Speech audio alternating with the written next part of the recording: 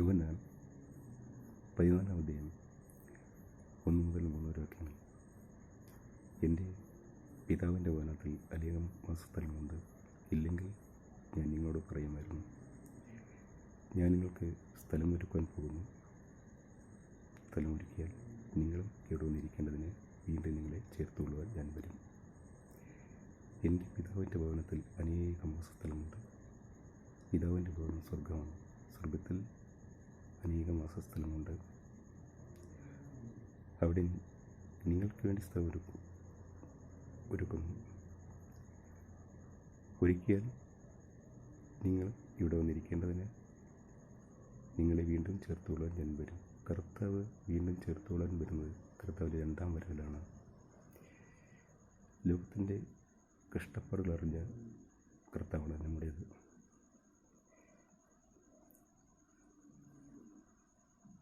മുപ്പത്തിമൂന്നര വർഷം നമ്മിൽ ഒരുവനായി കർത്താവ് ഇവിടെ ജീവിച്ച് നമ്മെപ്പോലെ തന്നെ നമ്മുടെ കഷ്ടങ്ങൾ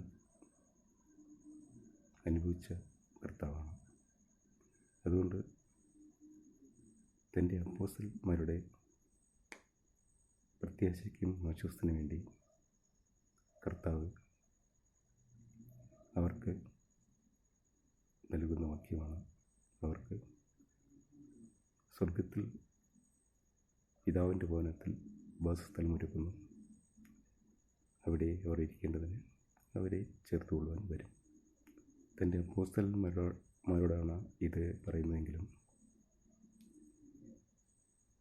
കർത്താവ് വിശ്വസിക്കുന്ന ഇവർക്കും പ്രത്യാശയും ആശ്വാസവും ഉള്ളൊരു വചനമാണ്. മത്തായി 19-ാം അധ്യായം 27 മുതൽ 30 വരെ വാക്യങ്ങൾ. പത്രോസ് കർത്താവിനോട് പറയുന്നു, ഞങ്ങൾ സകലതും വിട്ട് നിന്നെ അനുഗമിച്ചിരിക്കുന്നല്ലോ. ഞങ്ങൾക്കെന്ത് കിട്ടും?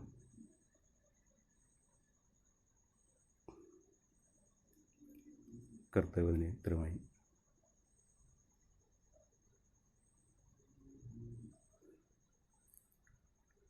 പുനരുദ്ധാനത്തിൽ ഞാൻ മഹിമയുടെ സിംഹാസനത്തിലിരിക്കുമ്പോൾ നിങ്ങളും 12 സിംഹാസനങ്ങളിലിരുന്ന് ഇസ്രായേലിൻ്റെ 12 ഗോത്രങ്ങളെയും നിങ്ങൾ ന്യായം വിധിക്കും.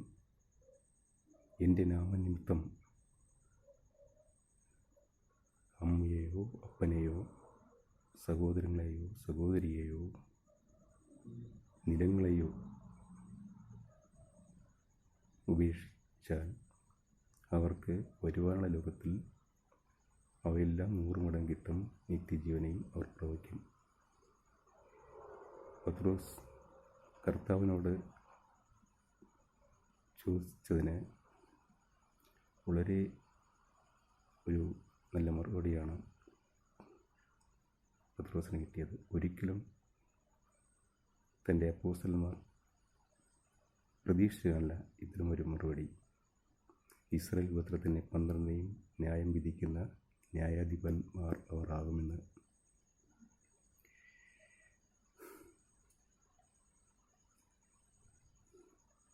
എൻ്റെ നാമനിമിത്തം അപ്പനെയും അമ്മയെയും സഹോദരങ്ങളെയും സഹോദരിയെയും നിലങ്ങളെയും വീക്ഷിക്കപ്പെട്ടാൽ അത് വരുവാനുള്ള ലോകത്തിൽ അവർക്ക് 100 മടങ്ങ് ലഭിക്കും. നിത്യജീവനെ പ്രവചിക്കും. തൻ്റെ അപ്പോസ്തലന്മാർ ഇവയെല്ലാം ഉപേക്ഷിക്കപ്പെട്ട് കർത്താവിനോടൊപ്പം വന്നവരാണ്.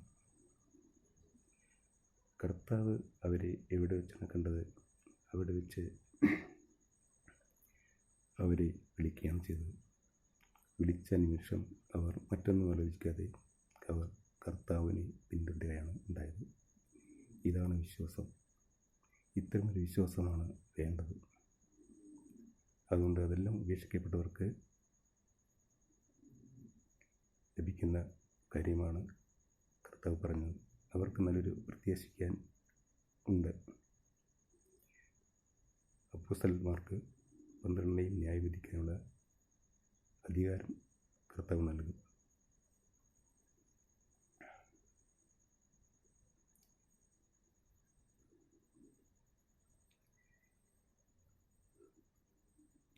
യോഹന്നാൻ 14 അധ്യായം 12 മുതൽ 14 വരെ വാക്യങ്ങൾ. ആമേൻ ആമേൻ, ഞാൻ നിങ്ങളോട് പറയുന്നു, ഞാൻ ചെയ്യുന്ന പ്രവൃത്തി എന്നിൽ വിശ്വസിക്കുന്നവൻ ചെയ്യും. ഞാൻ പിതാവിനടുക്കൽ പോകുന്നതുകൊണ്ട് അതിലും വലിയത് ചെയ്യും. എൻ്റെ നാമത്തിൽ അപേക്ഷിക്കാനൊക്കെയും ഞാൻ നിങ്ങൾക്ക് പിതാവ് പുത്രൻ മുഖത്തപ്പെടേണ്ടതിന് ചെയ്തു തരും. എൻ്റെ നാമത്തിൽ അപേക്ഷിക്കാനൊക്കെയും ഞാൻ നിങ്ങൾക്ക് ചെയ്തു തരും.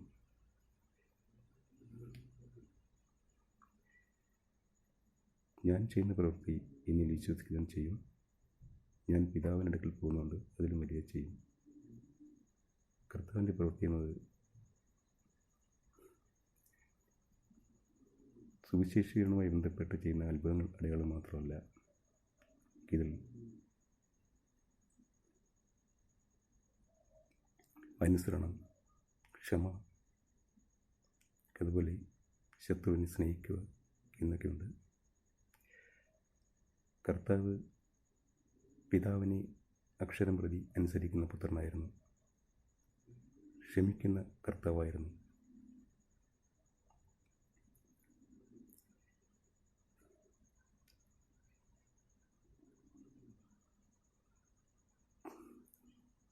ഫിലിപ്പിയർ 2 അധ്യായം 6-8 വാക്യങ്ങൾ.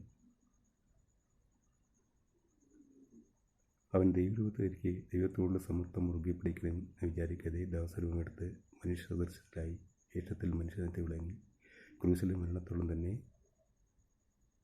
പിതാവിനെ അനുസരിക്കുന്ന ഒരു പുത്രനായിരുന്നു. ഇവിടെ താഴ്മയുണ്ട്, അനുസരണയുണ്ട്, ക്ഷമയുണ്ട്.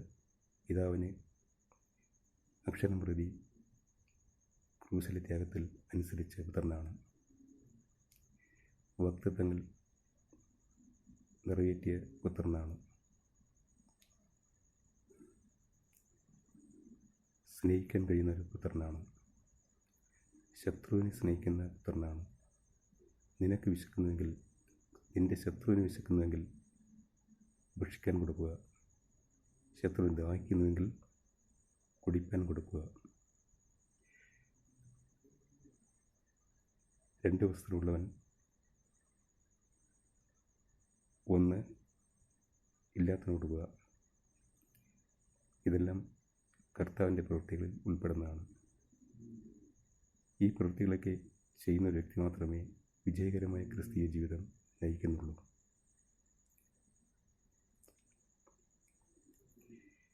യെശയ്യാ 53 അധ്യായം 7 വാക്യം. നമ്മുടെ അകൃത്യങ്ങളെല്ലാം അവൻ്റെ മേലാക്കി, അവൻ വായി തുറക്കാതിരുന്നിട്ടും പീഡിപ്പിക്കപ്പെട്ടു. അറുക്കുവാൻ കൊണ്ടുപോകുന്ന കുഞ്ഞാടിനെ പോലെയും രോമം കത്തിരിക്കുന്നവൻ്റെ മുമ്പിൽ ഇരിക്കുന്ന ആടിനെ പോലെയും അവൻ വായി തുറക്കാതിരുന്നു. ഇവിടെ കർത്താവിൻ്റെ ക്രൂശിലെ മരണവും ത്യാഗവും ആണ് ഇവിടെ അറിയിക്കുന്നത്. അപ്പോൾ കർത്താവിൻ്റെ അനുസരണവും ക്ഷമയും ആണ് നമുക്ക് ഈ വചനത്തിലൂടെ മനസ്സിലാക്കാൻ കഴിയുന്നത്. പീഡിപ്പിക്കപ്പെട്ടിരുന്നു, അവൻ മിണ്ടാതിരുന്നു. ആടിനെ പോലെ, കുഞ്ഞാടിനെ പോലെയും അവൻ വായി തുറക്കാതിരുന്നു.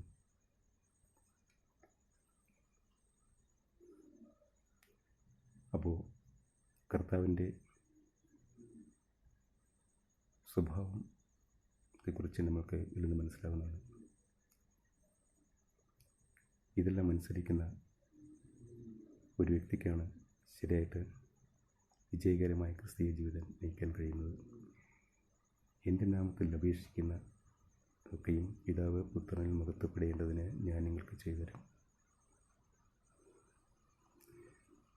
പുത്രനിൽ പിതാവ് മഹത്വപ്പെടേണ്ടതിന്. പിതാവിന് മഹത്വം ഇല്ലാഞ്ഞിട്ടല്ല. ഇത് നിർവചിക്കാൻ കഴിയാത്ത ഒരു മഹത്വമാണ്. പൊക്കിഷമുള്ള ഒരു മഹത്വമാണ്. അതിപ്രാധാന്യമുണ്ട് ഈ മഹത്വത്തിന്.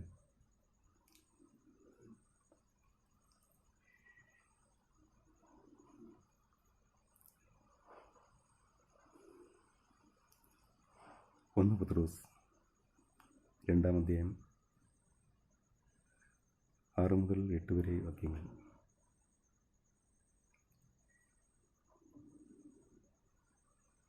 ഞാൻ ശ്രേഷ്ഠവും മാന്യവുമായ ഒരു കല്ല് സിയോനിലിടുന്നു. അവനിൽ വിശ്വസിക്കുന്ന ഒരുത്തനും ലജ്ജിച്ചു പോകുകയില്ല. തിരുവഴുത്തിൽ അരുളി ചെയ്തിരിക്കുന്നുവല്ലോ, വിശ്വസിക്കുന്നവർക്ക് ആ മാന്യതയുണ്ട്. വിശ്വസിക്കാത്തവർക്കോ? വീട് പണിയുന്നവർ തള്ളിക്കളഞ്ഞ കല്ല് മൂലക്കല്ലും ഇടർച്ചക്കല്ലും തടങ്ങൾ പാറയുമായിരിക്കുന്നു.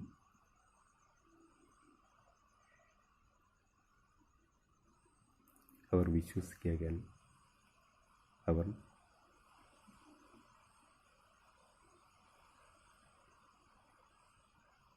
അവർക്ക് അതിനെ വെച്ചിരിക്കുന്നു.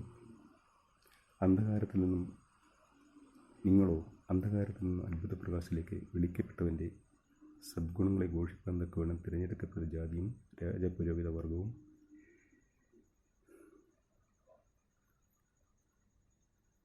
വിശുദ്ധ വംശവും സ്വന്തം ജനവുമാകുന്നു. മുമ്പേ ജനമല്ലാത്തവർ ഇപ്പോൾ ദൈവത്തിൻ്റെ ജനം, കരുണ ലഭിക്കാത്തവർ ഇപ്പോൾ നിങ്ങൾ കരുണ ലഭിച്ചവർ.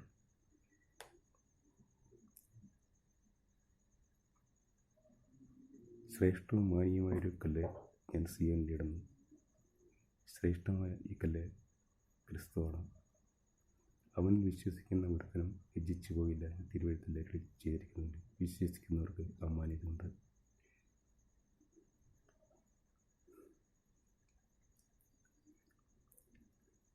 ഈ വചനം വിശ്വാസത്തെ വളരെ ഉണർത്തുന്ന ഒരു വചനമാണ്. വിശ്വസിക്കുന്നവർക്ക് ആ മാന്യതയുണ്ട്. വിശ്വസിക്കുന്ന ഒരുത്തൻ ലജ്ജിച്ചു പോകില്ല. എന്തുകൊണ്ടാണ് ലജ്ജിച്ചു പോകാത്തത്? അവർക്ക് നിത്യജീവനും നിത്യരക്ഷയും ലഭിക്കും എന്നുറപ്പാണ്. അതാണ് വിശ്വസിക്കുന്നവർക്ക് ആ മാന്യതയുണ്ട്. സ്വർഗരാജ്യം ഉറപ്പായിട്ടും ലഭിക്കും. കർത്താവ് വഴിയും ജീവനും സത്യമാണ്. ആ വഴിയിലൂടെ പോകുന്നവർക്ക് നിത്യജീവനും നിത്യരക്ഷയും ലഭിക്കും. അത് വളരെ ഉറപ്പ് നൽകുന്നൊരു വചനമാണ്. വിശ്വസിക്കുന്നവർക്ക് ആ മാന്യതയുണ്ട്. ഈ വചനം വിശ്വാസത്തെ വളരെ ഒരു ഉറപ്പായിട്ട് നമുക്ക് നൽകുന്നുണ്ട്. വിശ്വാസം എന്നാൽ ഹെബ്രായർ 11-1 വാക്യം, ആശിക്കുന്നതിനോടൊപ്പം കാണാത്ത കാര്യങ്ങൾ നിശ്ചയമാണ്. ആ നിശ്ചയം നമുക്ക് വളരെ ഉറപ്പായിട്ട് നൽകുന്നൊരു വചനമാണ്. ആ മാന്യത ഉണ്ട്. അവർക്ക് ഉറപ്പായിട്ടും നിത്യജീവനും നിത്യരക്ഷയും ലഭിക്കും.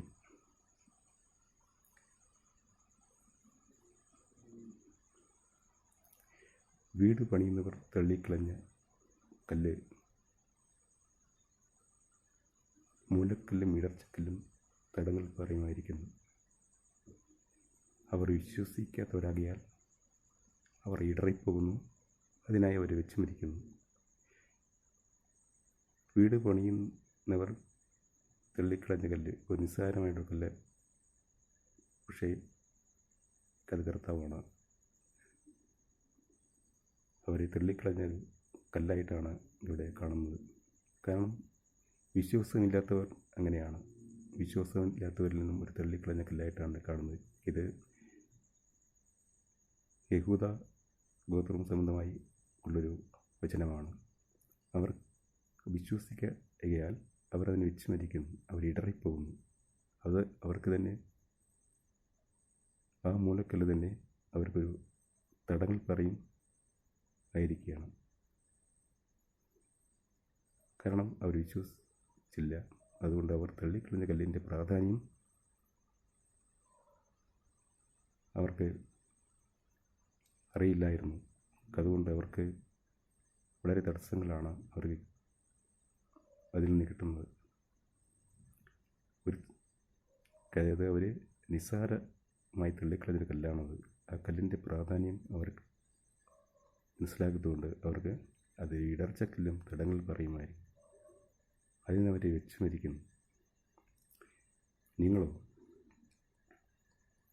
അന്ധകാരത്തിൽ നിന്നും അത്ഭുത പ്രകാശത്തിലേക്ക് വിളിച്ചവൻ്റെ സദ്ഗുണങ്ങളെ ഘോഷിപ്പാൻ തക്കവണ്ണം തിരഞ്ഞെടുക്കപ്പെട്ട ഒരു ജാതിയും രാജകീയ പുരോഹിത വർഗവും വിശുദ്ധ വംശവും സ്വന്തം ജനവുമാണ്. അന്ധകാരത്തിൽ നിന്നും അത്ഭുത പ്രകാശത്തിലേക്ക്. അന്ധകാരം എന്നാൽ ഇരുട്ടാണ്. അത് പിശാചിനെയാണ് സൂചിപ്പിക്കുന്നത്.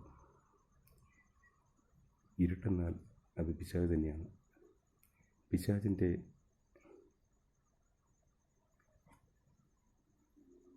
ഇടത്തിൽ നിന്നും, അന്ധകാരത്തിൽ നിന്നും അത്ഭുത പ്രകാശത്തിലേക്ക് വിളിച്ചവൻ്റെ സദ്ഗുണങ്ങളെ ഘോഷിപ്പാൻ തക്കവണ്ണം തിരഞ്ഞെടുക്കപ്പെട്ട ഒരു ജാതിയാണ്. ആ ജാതി നമ്മളാണ്. രാജപുരോഹിത വർഗവും നമ്മളാണ്. വിശുദ്ധ ജനവും നമ്മളാണ്. പിശാചിൽ നിന്ന് നമ്മൾ അത്ഭുത പ്രകാശത്തിലേക്ക് ആ വെളിച്ചം, കറുത്ത വെളിച്ചമാകുന്നു. ഇരുട്ട് അവനിലൊട്ടുമില്ല. അതുകൊണ്ട് പിശാചിൽ നിന്നും അത്ഭുത പ്രകാശത്തിലേക്ക് വെളിച്ചമായ ദൈവത്തിലേക്ക് വിളിച്ചവൻ്റെ സദ്ഗുണങ്ങളെ ഘോഷിപ്പിക്കാൻ. സദ്ഗുണങ്ങൾ എന്നാൽ സ്തുതിക്കുന്ന ഗുണങ്ങൾ, നന്മ നിറഞ്ഞ ഗുണങ്ങൾ, സദ്ഗുണങ്ങൾ ഘോഷിപ്പാൻ തക്കവണ്ണം തിരഞ്ഞെടുക്കപ്പെട്ട ഒരു ജാതിയും രാജകീയ പുരോഹിത വർഗമാണ്. റെവല്യൂഷൻ 20-ാം അധ്യായം 5-6 വാക്യങ്ങൾ.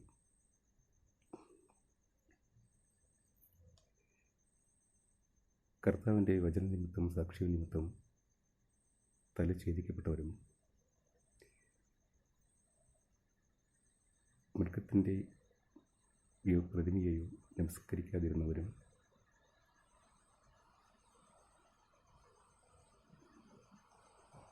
മൃഗത്തിൻ്റെ മുദ്രയെ കൈമേലോ നെറ്റിമേലോ ധരിക്കാതിരുന്നവരുമാരുടെ ആത്മാക്കളെ യോഹന്നാൻ കാണുകയാണ് ഉണ്ടായത്.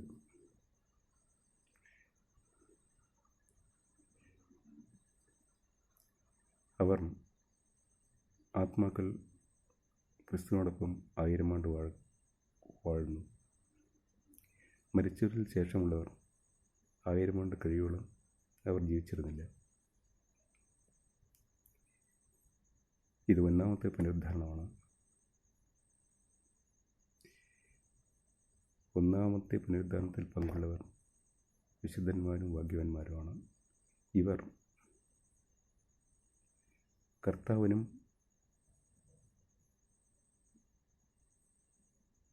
പുത്രനും പുരോഹിതന്മാരായി 1000 ആണ്ട് യേശുവിനോടൊപ്പം വാഴും.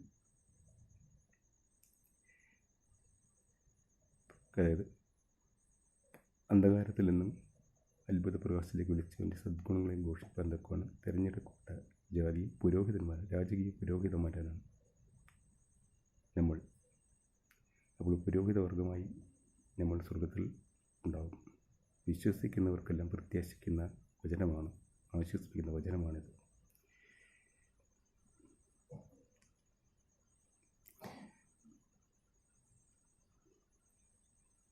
നമ്മെപ്പോലെ ഉള്ള ഏവർക്കും ഇത്